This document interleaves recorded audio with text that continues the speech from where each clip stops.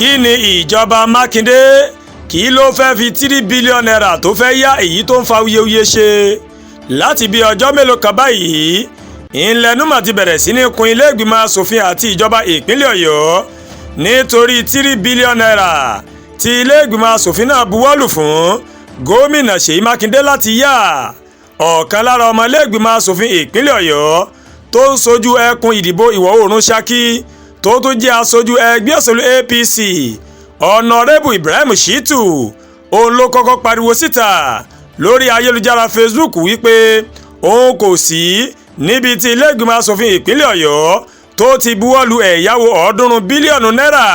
fún gómìnà Seyimakinde. Shitu ní ìyàlẹ́nu ńlá ó mọ̀ ní ìgbésẹ̀ náà mà jẹ́ fún òun nítorí pé ilé ìgbìmọ̀ asòfin ìpínlẹ̀ Ọ̀yọ́ ó wà lẹ́nu ìsinmi ọlọ́sẹ̀ mẹ́fà nígbà tí òun mà gbọ́ ìròyìn nípa ẹ̀yáwó náà. Ó wá fi kọ́rọ̀ rẹ̀ wípé ìpàdé pàjáwìrì kan làwọn alákòóso ilé ìgbìmọ̀ asòfin ìpínlẹ̀ Ọ̀yọ́ ó ní wọ́n mà sáré ṣe kí wọ́n lè fún Mákindé ní àǹfààní láti ya owó náà láì fi ọ̀rọ̀ tó àwọn ọmọ ilé ìgbìmọ̀ asòfin tó kù létí o. Ìbéèrè tí ọ̀nàrẹ́bù yìí tó wá ń béèrè ní wípé kí ló dé tí ìjọba ìpínlẹ̀ Ọ̀yọ́ tó tún fẹ́ ya owó nígbà tó jẹ́ wípé àlékún mà ti bá iye owó tí ìjọba àpapọ̀ tó máa ń fún pẹ̀lú ìlọ́po 500. Bákan náà ó mà ló mà tún béèrè wípé kí mà ló dé gan tí àwọn alákòóso ilé ìgbìmọ̀ asòfin ìpínlẹ̀ Ọ̀yọ́ kò fi ọ̀rọ̀ tó àwọn ọmọ ilé ìgbìmọ̀ náà létí o kí wọ́n tó buwọ́lù ẹ̀yáwó náà. Lẹ́yìn ọ̀rọ̀ tí ọ̀nàrẹ́bù Shitu tó máa fi léde lórí Facebook ó ní ọ̀kan òjọ̀kan àríwísí ó mà ló mà ti ń wáyé lórí ọ̀rọ̀ náà. Èyí ló mà mú kí ilé ìgbìmọ̀ asòfin ìpínlẹ̀ Ọ̀yọ́ kó má fèsì nínú àtẹ̀jáde kan tí adarí ọmọ ẹgbẹ́ òṣèlú tó pọ̀ jùlọ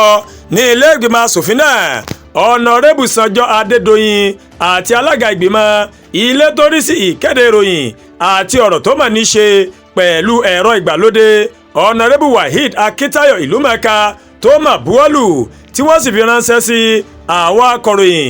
Àtẹ̀jáde náà ó mà tọ́ka rẹ̀ wípé ọ̀rọ̀ tí ọ̀nàrẹ́bù Shitu tó mà fi léde ó mà jẹ́ ọ̀rọ̀ tó ń ṣini lọ́nà tí ó sì tún fi hàn wípé ọ̀nàrẹ́bù náà rèé kò mọ ojúṣe rẹ̀. Bákan náà ó ní wọ́n mà sọ síwájú sí wípé gbogbo ọmọ ilé ìgbìmọ̀ asòfin náà ń làwọn sọ fún wípé ìpàdé pàjáwìrì kan yóò máa wáyé o ní ọjọ́ Ṣẹ́gun Tuesday tí ń ṣe ọjọ́ 19 oṣù kẹjọ ọdún 2025 yìí. Ó ní àwọn fi ìkéde síta ní ojú òpó WhatsApp tí ilé ìgbìmọ̀ asòfin ìpínlẹ̀ Ọ̀yọ́ tí wọ́n ń lò.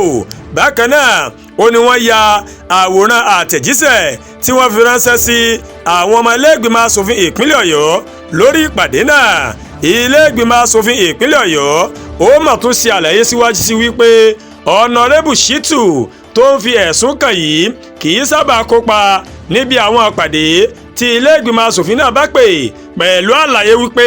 ìdá 20 péré ń làwọn ìwọ̀n bí ó ṣe ń kópa níbi àwọn àpàdé ilé ìgbìmọ̀ asòfin ìpínlẹ̀ Ọ̀yọ́. Wọ́n ní ìwọ̀sí ńlá gbà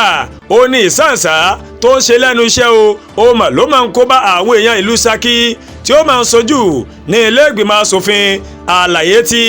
ilé ìgbìmọ̀ asòfin ìpínlẹ̀ Ọ̀yọ́ máa ṣe nínú àtẹ̀jáde tí wọ́n fi ránṣẹ́ ni pé bílíọ̀nù 149 náírà ìyẹn 149 bílíọ̀nù náírà ó ní ìjọba ìpínlẹ̀ Ọ̀yọ́ òun ló fẹ́ fi san lára gbèsè tí wọ́n jẹ ilé ìfowópamọ́ UBA bílíọ̀nù 151 151 bílíọ̀nù náírà tó mà ṣẹ́kù yóò jẹ́ lílò fún ìpèsè àwọn ohun èlò amáyédẹrùn àti láti san owó iṣẹ́ fún àwọn agbaṣẹ́ṣe tí ìjọba ìpínlẹ̀ Ọ̀yọ́ tó gbé iṣẹ́ fún jákèjádò ìpínlẹ̀ Ọ̀yọ́. Àdúràgbòlúwa Tóyìn ló ń kàròyìn sí létí o láti kàn ní Ẹ̀yà Yorùbá World TV. Bẹ́ẹ̀ ṣe ń wò wá ẹ máa bá wa like ẹ máa share ẹ máa comment ẹ má tún gbàgbé láti bá wa subscribe sórí YouTube channel wa kẹ́ wá bá a tẹ notification bell láti lè máa wo ètò alákòójọkan tó bá ti gorí ìkànnì yìí. Ẹ ṣé pọ̀ tẹ́ wò wá o a kú iṣẹ́ ẹ̀tànà a dẹ̀ kú sí mi òpin ọ̀sẹ̀ ọ̀pọ̀ ẹ̀ báyìí láṣẹ lókè ìpẹ́ o.